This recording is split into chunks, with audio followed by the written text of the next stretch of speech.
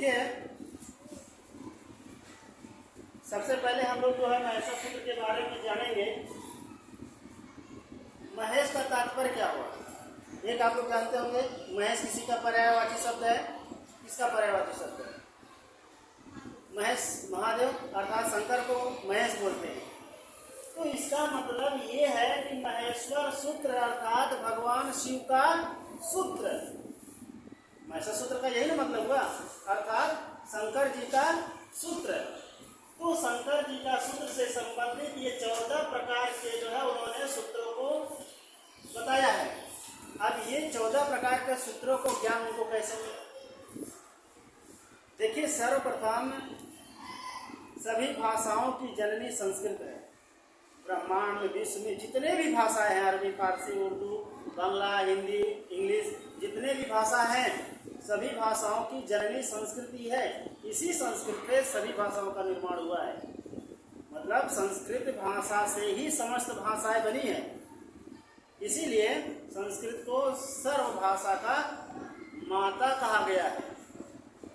तो इसकी उत्पत्ति सबसे पहले कैसे हुई, इसको हम लोग कैसे जानेंगे कि संस्कृत शब्द कैसे बना? तो पाणिनि एक नाम सुने होंगे, नाम सुने हैं? पाणिनि का नाम नहीं सुने हैं? पाणिनि एक प्रकार के महाविद्वान थे, बहुत बड़े विद्वान थे।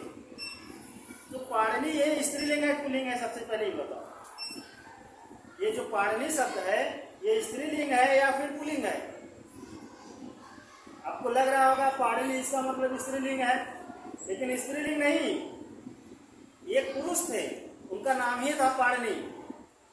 तो जब इनको आदेशित किया गया कि आप जो है संस्कृत के या समस्त भाषाओं के प्रकांड विद्वान बनेंगे, आपके द्वारा संस्कृत साहित्य की, संस्कृत व्याकरण की ये सब रचना का माध्यम आप ही होंगे। तो पाणिनि जी को थोड़ा आश्चर्य हुआ कि हम जो है संस्कृत भाषा का ज्ञान हमको मालूम ही नहीं है, तो हम इसके विद्वान कैसे बनेंगे? तब जो है शिव जी ने अपना डमरू बजाना शुरू किया। तो डमरू की आवाज सुने हैं ना? तो जिस तरह से डमरू की आवाज निकलती है उसी तरह से उन्होंने उस शंकर के डमरू की आवाज को बड़े ध्यान से पाणिनि जी ने सुना। और शंकर जी ने 14 बार डमरू को बजाया। 14 बार बजाने का मतलब जब पहली बार उन्होंने बजाया तो उनके जो डमरू से निकला आयुर। पहली बार जब उन्होंने डमरू बजाया तो उनकी डमरू की आवाज की जो ध्वनि थी उस ध्वनि में अ ई उ र निकला। फिर दूसरी बार जब उन्होंने जो है डमरू को बजाया तो उसकी ध्वनि जो है री री क निकला। इस प्रकार से शंकर जी ने 14 बार डमरू को बजाया और 14 प्रकार की ये महेश्वर सूत्र जो है ये निकले गए। 14 प्रकार के जो सूत्र हैं यही महेश्वर सूत्र हैं जो कि उनकी डमरू से निकला हुआ है। अब ये बात आती है कि आप लोग भी जो है पहली कक्षा दूसरी कक्षा में पढ़े होंगे, क ख ग घ अंग इस प्रकार से पढ़े होंगे। तो जब आपको क से लेकर के ह तक के जितने भी व्यंजन हैं आपने उसका अध्ययन भी किया है और आपको अभी भी याद है क ख ग घ अंग, लेकिन वो महेश्वर सूत्र के अनुसार वो क्रमशः नहीं है, वो तोड़ तोड़ करके अलग अलग रखा गया है। जो प्राचीन विद्वान थे पाणिनि जी ने इस प्रकार से ये क्रमशः है, क्रम से यही है जो कि आज के समय में क ख ग घ न करके पढ़ते हैं, वो क्रमांक नहीं है। वो केवल और केवल सुविधावश उसको क ख ग घ न लिख दिया। क्यों लिख दिया? क्योंकि क से लेकर के अंग तक के वर्ण कंठ से बोले जाते हैं, च से लेकर के ण तक या तक तालु से बोले जाते हैं।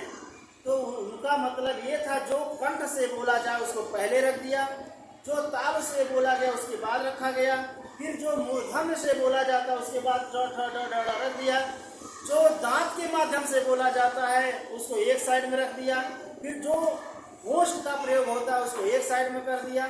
इसका मतलब है कि ये जो पाणिनि जी ने ये सूत्र बताया है ये कोई निश्चित नहीं है। जैसे मान के चलिए ये ये कंठ तो है, लेकिन यह वो र ये क्या है? ये क्रमशः नहीं है, कंठ तालु दंत ओष्ठ मूर्धा के अनुसार नहीं है। तो जो नए नए विद्वान हुए वो नए विद्वान थोड़ा सा शोध किए, उन्होंने अलग कर लिया कि जो कंठ से बोले जाएंगे उसको पहले रखेंगे, जो तालु से बोला जाएगा उसके बाद रखेंगे, जो मूर्धा से बोला जाएगा उसके बाद में रखेंगे। आप सोचिए, जो आप क से लेकर के ह तक पढ़ते हैं, क्या क से लेकर के ह तक इस सभी महेश्वर सूत्रों में है कि नहीं है? आप क को खोज लीजिए, क आपका इसमें है कि नहीं है? कहीं तो है। कहाँ, कौन सा सूत्र में है? 12 नंबर में। 12 नंबर में यहाँ आपका क मिल गया, ख है 11 नंबर में है, क है 10 नंबर में है ना, है आपका यहाँ है 9 नंबर में, और अंगा आपका यहाँ पर ये 3 नंबर अभी संख्या है, इसको हम लोग अलग से पढ़ेंगे। अंगा आपका यहाँ पर मिलेगा, ठीक है। फिर च से लेकर के यहाँ तक इसका भी अलग है। जैसे यहाँ पर क्या है,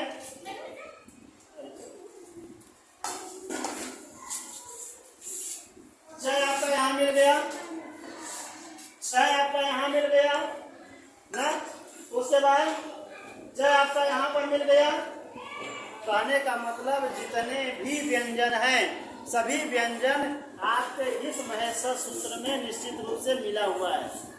कोई ऐसा वर्ड नहीं है कि जो कि इस जो है महेश्वर सूत्र में ना मिल रहा हो। सभी के सभी स्वर और सभी के सभी व्यंजन इसमें है। अब आप सोच लीजिए कि जितने 14 महेश्वर सूत्र में जितने वर्ण हैं, वर्णमाला में उतने ही स्वर हैं, उतना ही स्वर और व्यंजन है। अब स्वरों की संख्या आप लोग काउंट कर लीजिए, 1 2 3 4 5 6 7 8 9। मतलब इस महेश्वर सूत्र से पता चला है स्वरों की संख्या कितनी होती है, 9। अब कहीं कहीं लोग जो है 11 या 13 भी जो है बोलता है, वो सब हम नहीं मानते। हम सिर्फ इतना मानते हैं कि महेश्वर सूत्र के अनुसार जितने स्वर हैं हम वही जानेंगे। जैसे अ ई उ रे री ए ओ ऐ औ, ये महेश्वर सूत्र के जो स्वर हैं बस इतना 9 है, और बाकी जितने हैं सब व्यंजन है।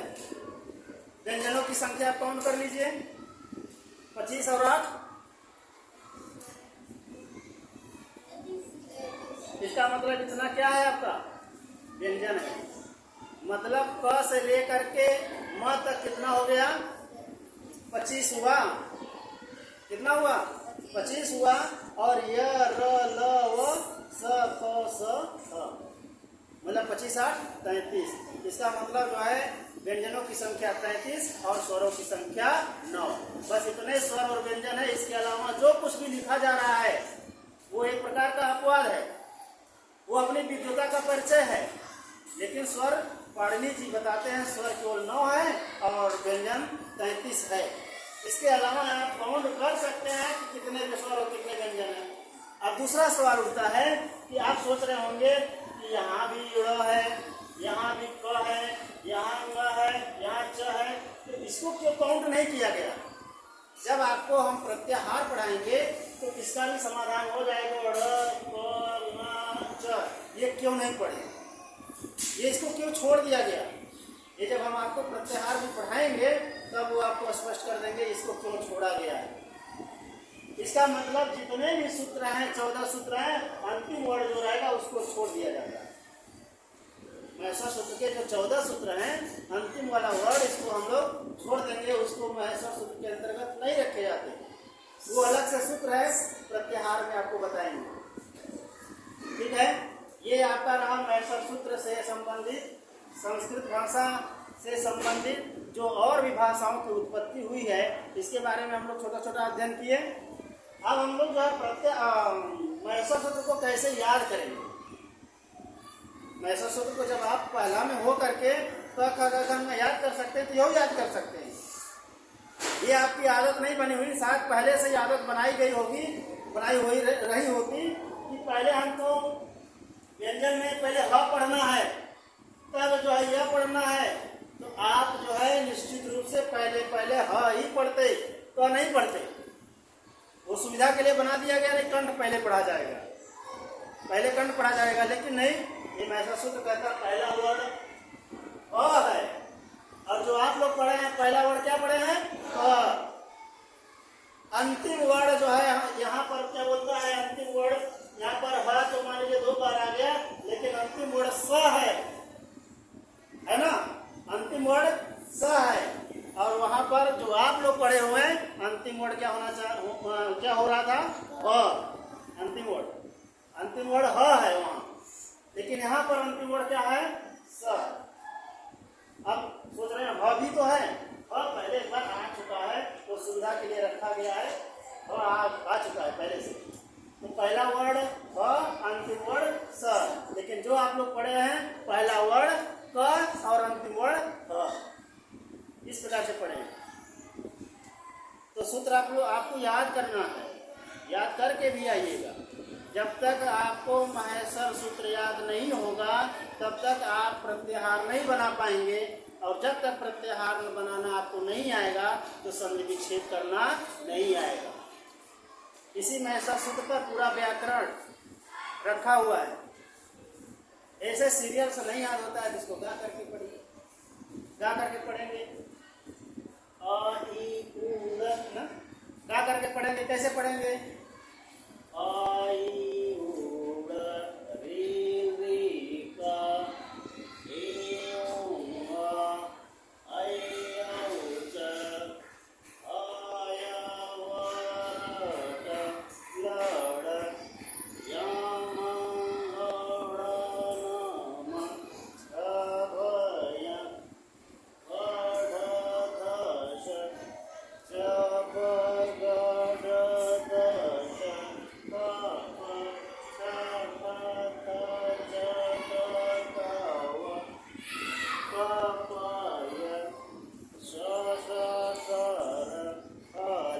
इस प्रकार से आप लोग जो है गा करके पढ़ेंगे तो जल्दी से याद हो जाएगा, और गा करके नहीं पढ़ेंगे तो कंफ्यूज होने लगेंगे, शंका में पड़ जाएंगे, आई उड़र के बाद क्या आया है, कंफ्यूजन होगा। तो गा करके एक संगीत बना लीजिएगा अपने माध्यम से, जो तर्ज आपको अच्छा लगेगा एक संगीत बना लीजिएगा तो बहुत जल्दी याद हो जाएगा। तो आराम से पढ़िएगा, आई उड़र री का ए ओ ऐ औ च आ या व र ट ल ड़ या म ङ ण न। इस प्रकार से आप लोग पढ़ेंगे अस्थाई विवेक से, अस्थाई बुद्धि से, तो आपको जल्दी याद हो जाएगा। और जब तक याद नहीं होगा तब तक आपको प्रत्याहार बनाना नहीं आएगा, और प्रत्याहार आपको बनाना सीखना पड़ेगा, ठीक है। जैसे प्रत्याहार को हम लोग जो है अभी एक उदाहरण देखेंगे कि कैसे बनाया जाता है। पहले एक बात तो नोट कर लीजिएगा कि संस्कृत के जो महेश्वर सूत्र हैं, महेश्वर सूत्रों की संख्या कितनी है, कितना है, महेश्वर सूत्रों की संख्या कितनी है, हाँ 14 है। 9 कहाँ से हो गया, यहाँ पर लिखा हुआ है महेश्वर सूत्र कितने हैं, 14। पूरा क्रमांक से लिखा गया कि जो है कैसे 9 आ रहा है। महेश्वर सूत्रों की संख्या 14 है, और 14 महेश्वर सूत्रों से प्रत्याहार बना हुआ है। अब हम आपको थोड़ा प्रत्याहार बताएंगे कि प्रत्याहार आपको बनाना कैसे। अभी सामने लिखा हुआ है इसलिए बनाने में आपको आसानी होगा। जब आपके सामने महेश्वर सूत्र नहीं लिखा रहेगा तो कैसे बनाइएगा। पहला एक उदाहरण देखते हैं महेश्वर सूत्र का जो प्रत्याहार है। प्रत्याहार में एक को बनाते हैं पहले, जैसे मान के चलिए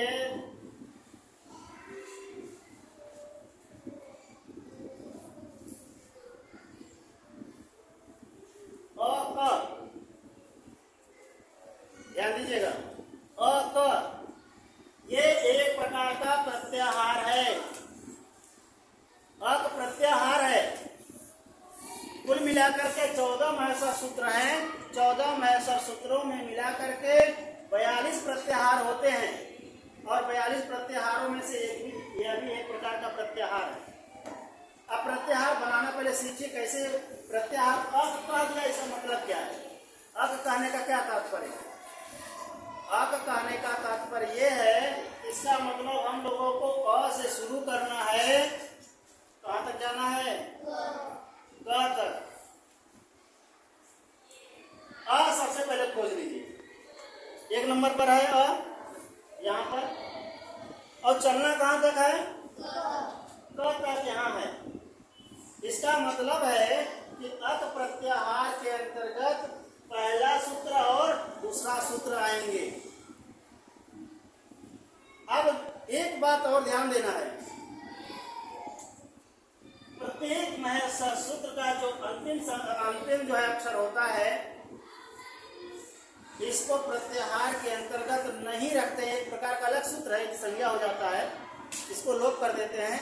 वो महेश्वर सूत्रों में रहता तो है, लेकिन प्रत्याहार बनाते समय ये अंतिम अक्षर को हम लोग छोड़ देते हैं। अब आप सोच रहे होंगे पहला या दूसरा? पहला दूसरा की बात छोड़ो, 14 महेश्वर सूत्र हैं।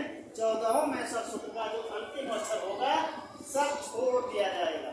जैसे इसका ल हो गया, इसका जो है र हो गया, इसका या हो गया, इसका व हो गया, ये प्रत्याहार के अंतर्गत नहीं लिखे जाएंगे। कितना बात समझ में आया? अब अक प्रत्याहार के अंतर्गत कौन कौन सा वर्ड लिखा जाएगा? क्या बोला? सबसे पहले अ से शुरू करना, कहाँ तक जाना है? क तक। इसका मतलब कौन कौन सा वर्ड आ जाता है? अ, ई, उ, री। उसके बाद हमने बोला ना, र को छोड़ देना है, इसीलिए यहाँ पर हम लोगों ने नहीं लिखा।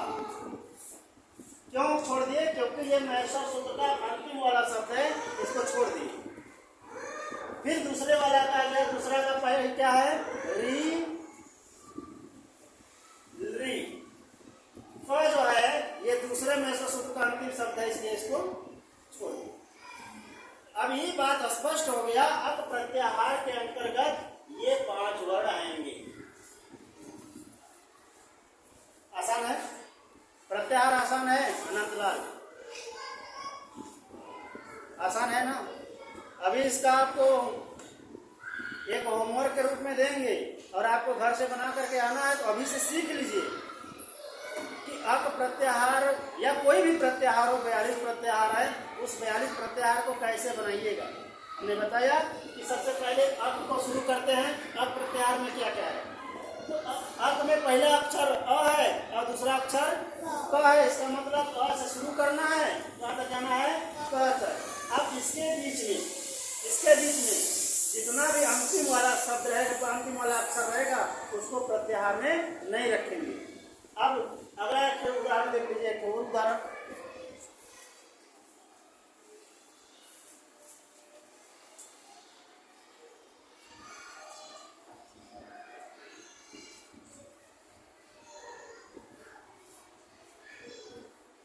एक प्रत्याहार में देखिए, एक प्रत्याहार में कौन कौन सा वर्ड आएगा? कौन कौन सा? हाँ, सबसे पहले हम लोगों को खोजना है ई। ई कहाँ मिला? यहाँ पर। इसका मतलब है कि हमको यहाँ से शुरू करना है, कहाँ तक जाना है? क तक जाना है। अब उसके बीच में अगर अंतिम वाला शब्द आएगा उसको छोड़ देंगे। अब कौन कौन सा आया? ई, उ, री और री। इसका मतलब एक प्रत्याहार में कितने वर्ड हुए? 4। सीख गए? और उदाहरण देखिए। अब आपको एक और देते हैं।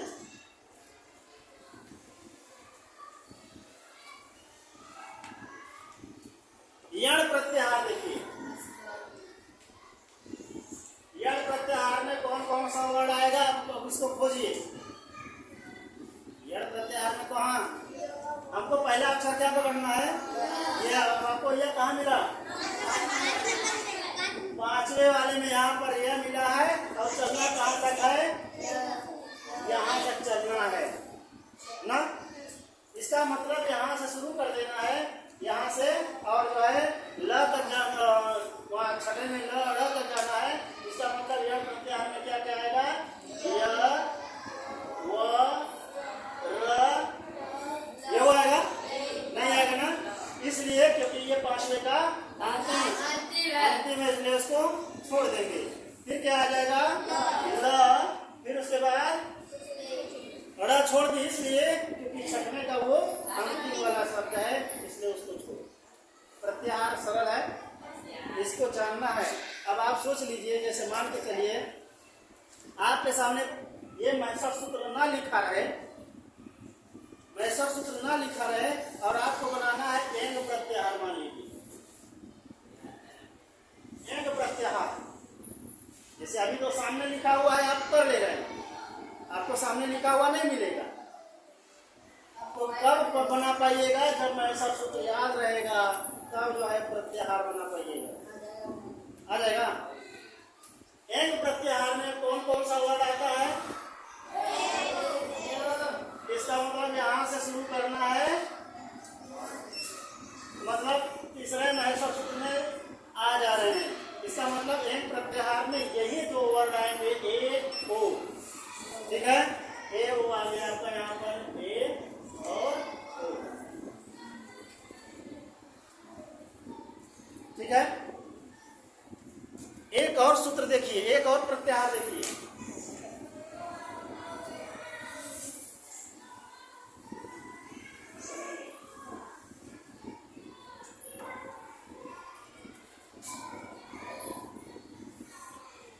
एच प्रत्याहार। एच प्रत्याहार देखना है। एच प्रत्याहार में कौन कौन से आ रहे हैं?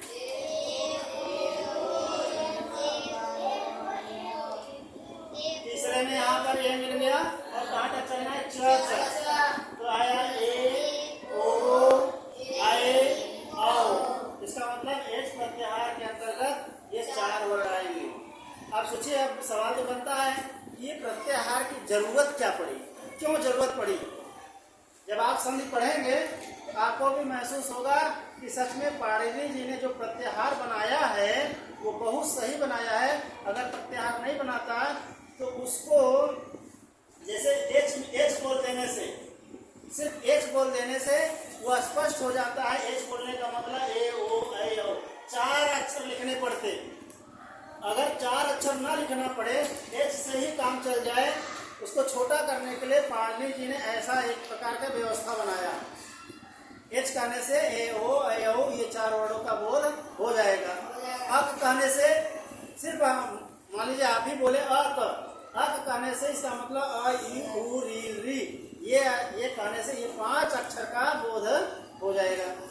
इसीलिए जरूरत पड़ता है प्रत्याहार। अभी तो ये तीन अक्षर, चार अक्षर, पांच अक्षर का है, लेकिन अभी तो ऐसे आएंगे जैसे मान के चलिए हल प्रत्याहार बोल दिया जाए। कौन सा? हल। अब आप सोचिए हल प्रत्याहार को खोजिए, हल प्रत्याहार कैसे बनाएंगे? हाँ, इसका मतलब हल का मतलब है यहाँ पर आपका मिला है, यहाँ से शुरू कर देना है। ल जहाँ तक आएगा कहाँ आ रहा है? छह तक नहीं, उसको नहीं बोलेंगे। अंत में शुरू नहीं, अंत में नहीं होगा ये ना, यहाँ पर अंत नहीं होगा, जब भी होगा यहाँ ही होगा। तो कहाँ तक आया? यहाँ तक आया। आप सोचिए पाणिनि जी वाकई में बुद्धिमान तो थे, केवल दो अक्षर का बोध करने से हल कह दिए। इसका मतलब आप समझते रहिए, हल कह देने से समझते रहिए कि क से लेकर के ह तक जितने वर्ड हैं सब हल के अंतर्गत आते हैं। अब काउंट कर लीजिए, हल कहने से कुल मिलाकर के 33। अभी कितना काउंट किए? कितने व्यंजन को जोड़े? 33। हल कह देने से 33 वर्ड को आपको बोध हो जाना चाहिए। आप बोले, जैसे मान लो हार्दिक बोला हल, तो आपके बुद्धि में क्या आएगा? आपके दिमाग में क्या, मस्तिष्क में क्या आएगा? मतलब हार्दिक ने हल बोला, इसका मतलब है कि जितना भी व्यंजन है सब हम बोल रहे हैं दो शब्द में। हल बोल देने से 33 अक्षर बोल रहा है, सिर्फ दो अक्षर बोलने से, ठीक है। अब जैसे मान के चलिए जस प्रत्याहार बोला गया, जस कहाँ है ना? जस प्रत्याहार बोल देने से ये जो 5 प्रकार के अक्षर हैं इसका बोध हो जाएगा। कहते हैं कि हम करें 33 अक्षर बोलने की क्या जरूरत था, तो वो 2 ही अक्षर में काम चला लिया, हल बोल दिया, इसका मतलब है पूरा अक्षर का बोध हो गया। अब उसी तरह से अगर जो है पाणिनि जी अच बोल देते हैं, अच प्रत्याहार बोलते हैं, अच प्रत्याहार बोल देने से इसका मतलब स्पष्ट है कि जितने भी स्वर हैं अ ई उ ई री ए ओ ऐ औ, इतना मतलब अच कह देने से जितना स्वर है पूरा स्वर अच प्रत्याहार के अंतर्गत आ जाएंगे।